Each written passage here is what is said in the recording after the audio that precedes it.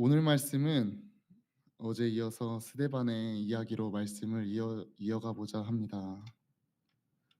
어제 말씀을 보면 스데반은 헬라파 유대인들에 의해서 산헤드린 공의회에 잡혀왔습니다. 이들은 거짓 증인들을 매수했고 거짓 증언을 하게 만들었고 거짓 고발을 하였습니다. 그 잡혀온 산헤드린 공의회에서 스데반은 그 상황을 해결하고 무사히 나가기에는 힘들어 보였습니다. 그때 스데반은 사내들인 공회에서 예수님을 믿지 않으며 그리스도인들을 핍박하며 자신을 죽이려고 작정한 사람들 앞에서 말하기 시작합니다. 오늘 말씀의 소제목에서는 스데반이 설교한다고 말하고 있습니다. 유대인들은 스데반이 하나님을 모독하고 스데반이 성전을 모독한다고 말하고 있습니다.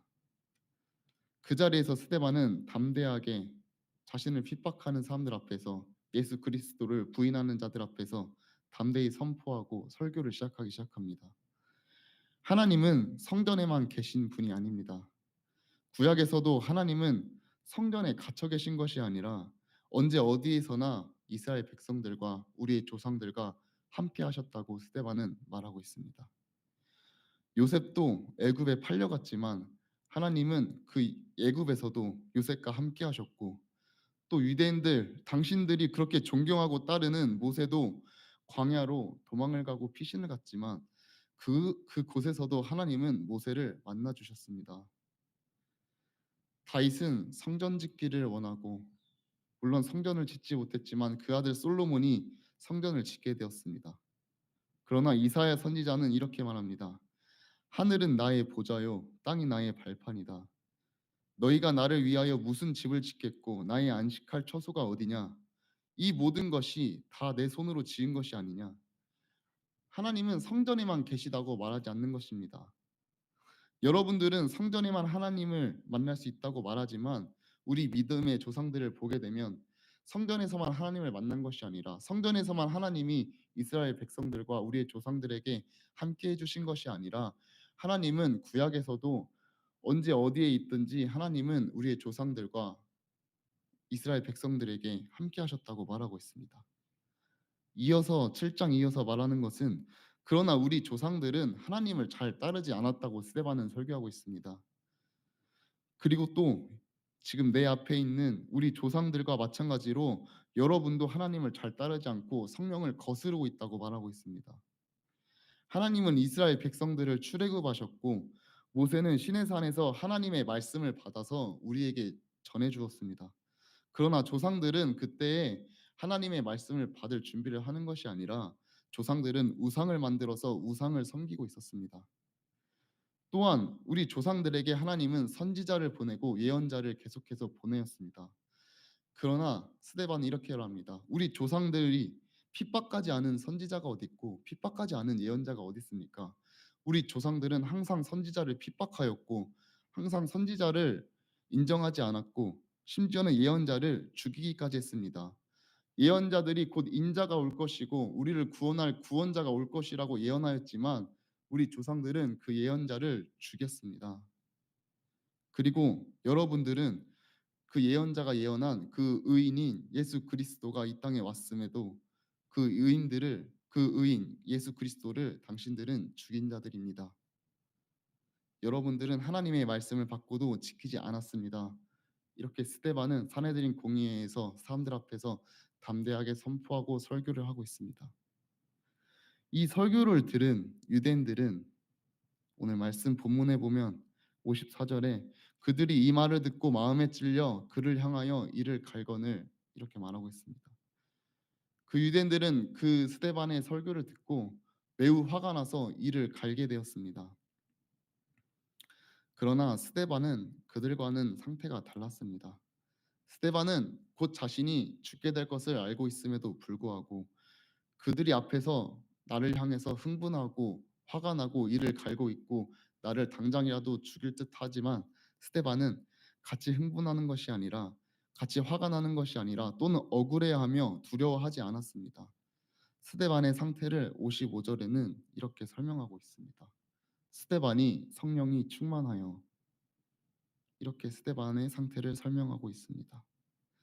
그런데 어제 본 본문에서도 6장에서도 스데반을 성령 충만하고 지혜가 충만한 자로, 그런 자로, 집사로 뽑힌 자라고 설명하고 있습니다. 그런데 스데반은 그 성령이 충만하로 뽑힌 집사의 자리에서 그 집사의 역할을 성실히 직분을 열심히 순종하다가 억울하게 잡혀온 사내들인 공의회에서 죽음을 앞두고 있는 스데반의 상태는 여전히 성령이 충만한 자라고 표현하고 있습니다. 성령이 충만한 자는 그 두려운 상황에서도 그 두려운 상황을 보지 않습니다. 또 나를 향해 금방이라도 죽일 듯한 그 유대인들을 보면서도 그 핍박하는 사람들을 보지 않습니다. 너무나 억울한 상황이지만 예수 그리스도를 따르고 예수 그리스도의 복음을 전하고 예수 그리스도의 사랑을 전하는 스데반이었지만, 이 자리에 잡혀와서 곧 죽을 상황에도 억울한 스데반은 나의 상황을 보지 않습니다. 스데반이 바라본 것은 56절에 보면 환상을 보기 시작합니다. 하늘을 바라보며 하나님의 크신 영광을 바라보고 하나님 옆에 서 계신 예수 그리스도를 바라보게 됩니다. 스데반은 성령이 충만하여 하나님의 영광과 예수 그리스도를 바라봅니다. 사랑하는 성도 여러분, 우리는 지금 어떤 것에 화가 나는 상황이 있을 수도 있고 억울한 상황이 있을 수도 있고 또한 두려운 상황이 있을 수도 있습니다. 하물며 그런 일들이 없이 평안한 상황일 수도 있습니다. 그런 상황에서 우리는 무엇을 바라보려고 하는지 생각해 봤으면 좋겠습니다. 또한 우리는 무엇을 바라보고 살아가는지를 생각해 봤으면 좋겠습니다. 우리는 반드시 매일매일 또 매 순간순간 하나님의 영광을 바라봐야 하는 자들입니다. 우리는 매 순간순간마다 매일매일마다 예수 그리스도를 바라봐야 하는 자들입니다. 그 이유는 그것이 우리의 유일한 길이고 그것이 유일한 진리이고 그것이 우리의 유일한 생명이기 때문입니다. 다른 길은 없습니다. 다른 진리도 없고 다른 생명도 없습니다. 우리의 유일한 길과 진리와 생명은 오직 예수 그리스도 한 분밖에 없습니다. 스데반이 이렇게 말합니다. 보라, 하늘이 열리고 인자가 하나님 우편에 서신 것을 보노라. 이렇게 말합니다. 그러자 사람들은 옷을 사울 앞에 벗어놓기 시작합니다. 여기서 사울은 우리가 아는 그 바울의 회심 전 사울입니다. 그리스도인들을 핍박하던 그 사울입니다. 사울 앞에 사람들이 옷을 벗어놓는 이유는 두 가지가 있습니다. 첫 번째는 화가 나서 이제 스데반을 돌로 쳐 죽이려고 할 때 옷을 내려놓는다는 것은 옷을 내려놓는 사람에게 허락을 받는 것을 뜻하고 있습니다. 그러니까 사울은 그 유대인들에게 허락을 해줄 만큼 높은 위치에 있는 사람이라는 것입니다. 두 번째 뜻은 사람들은 그 당시에 무거운 옷을 입고 있었기 때문에 무거운 옷을 벗고 스데반을 죽일 만큼 돌을 세게 던지기 위해서 옷을 벗고 있는 그 두 가지 이유가 있습니다. 그러니까 사람들은 스데반을 돌로 쳐서 죽이기 위해서 옷을 벗고 있습니다. 그리고 사람들은 옷을 벗고 사울에게 허락을 구한 뒤 스데반에게 돌을 던지기 시작합니다. 이것은 단순히 화가 나서 스데반에게 돌을 던지는 것이 아니었습니다. 돌을 맞고 죽든지 살든지 어떻게는 되라 이런 생각으로 돌을 던진 것이 아니었습니다. 반드시 스데반이 돌로 맞아서 죽을 때까지 던지고자 하기 위해서 돌로 던지기 시작한 것이었습니다. 그것이 유대인들의 법이었습니다. 그렇게 돌로 맞고 있는 와중에 스데반은 나에게 돌을 던지는 사람들을 보는 것이 아니라 돌에 맞은 나의 몸을 보는 것이 아니라 두렵고 무섭고 아픈 나의 생각과 마음을 보는 것이 아니라 스데반은 또 예수님을 바라보기 시작합니다. 예수님, 내 영혼을 받아주시옵소서. 내 영혼을 책임져 주시옵소서. 내 영혼을 걷어 주시옵소서. 스데반이 이렇게 말하고 있습니다. 자신이 곧 죽을 것을 알기 때문에 예수님, 내 영혼을 받아주시옵소서. 내 영혼을 부탁합니다. 예수님, 이렇게 말하고 있습니다. 스데반은 죽기 바로 전까지도 성령 충만함으로 예수님만 바라보고 있던 것이었습니다. 이 말씀을 오늘 본문을 바라보면 스데반은 예수님의 참 제자라는 것을 알 수 있습니다. 예수님이 재판받으신 사내들인 공의회에서 예수님이 신성 모독죄로 재판을 받으신 사내들인 공의회에서 오늘 똑같이 스데반은 사내들인 공의회에서 신성 모독죄로 재판을 받고 있습니다. 또한 예수님도 죽기 전에 이렇게 말씀하십니다. 누가복음 23장 46절에 보면 예수께서 큰 소리로 불러 이르시되 아버지 내 영혼을 아버지 손에 부탁하나이다. 예수님도 죽기 전 나의 영혼을 아버지께 부탁한다고 이렇게 말하고 있습니다. 오늘 스데반은 비슷한 맥락으로 말하고 있지만 차이점이 있다면 아버지 하나님께 말하는 것이 아니라 예수님께 말하고 있습니다. 예수님 내 영혼을 받아주시옵소서 이렇게 말하고 있습니다. 또한 예수님께서는 누가복음 23장 34절에 자신을 못 받고 죽이려고 하는 유대 지도자들과 로마 병사들을 대상으로 하나님께 이렇게 말씀하고 있습니다. 아버지 저들을 사하여 주시옵소서. 예수님께서는 자신을 죽이려고 하는 유대 지도자들과 로마 병사들을 대상으로 이렇게 말하고 있습니다. 저들의 죄를 사하여 주시옵소서. 오늘 스데반은 자신을 죽이려고 작정한 유대 지도자들과 또 돌을 던지는 사람들을 대상으로 하나님께 이렇게 예수님께 이렇게 말하고 있습니다. 주여 이 죄를 그들에게 돌리지 마옵소서. 스데반은 예수님과 똑같이 예수님께 고백하고 있습니다.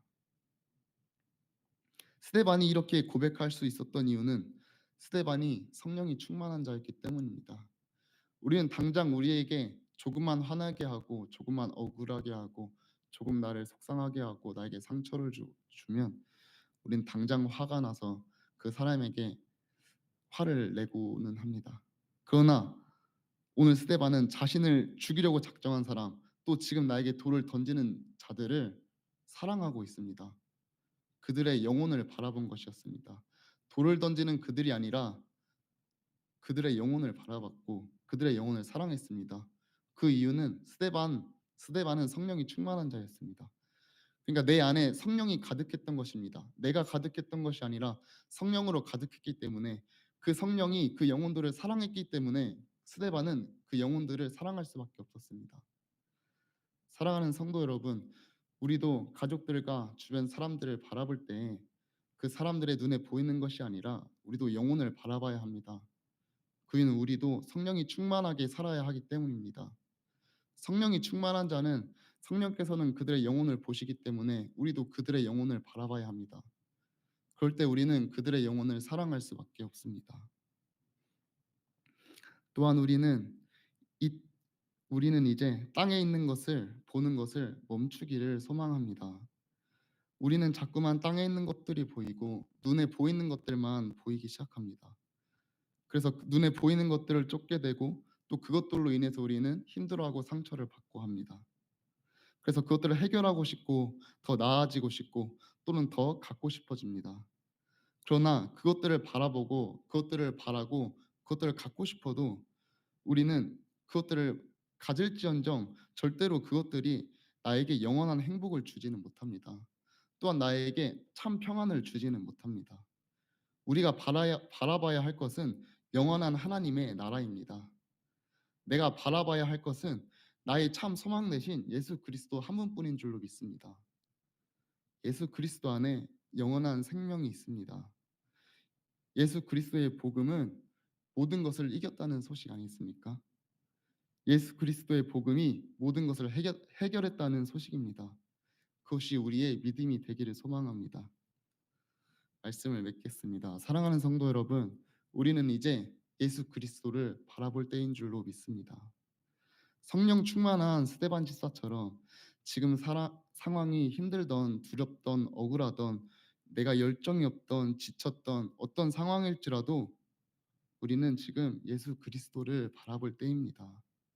그때 우리의 눈에는 하나님의 영광이 보일 것이고 하나님께서 지금 우리에게 하시는 일들이 보일 것이고 하나님의 무궁하신 사랑이 보일 것이고 예수 그리스도의 사랑이 우리 뼛속 깊이 느껴질 것입니다.